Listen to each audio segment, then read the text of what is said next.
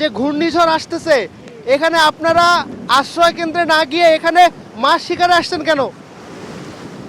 পেটের জন্য মাছ আমাদের না খাই থাকা মাছ কিনতে পারবো না, টাকা নাই, পয়সা নাই, মাছ কিনতে পারবো না। ঘূর্ণিঝড়ে এখন যে সাগর উত্তাল, এখানে কি আপনার এই মাছ ধরাটা কি ঠিক হচ্ছে নাকি আপনাদের নিরাপদে যাওয়া উচিত, কি মনে করেন?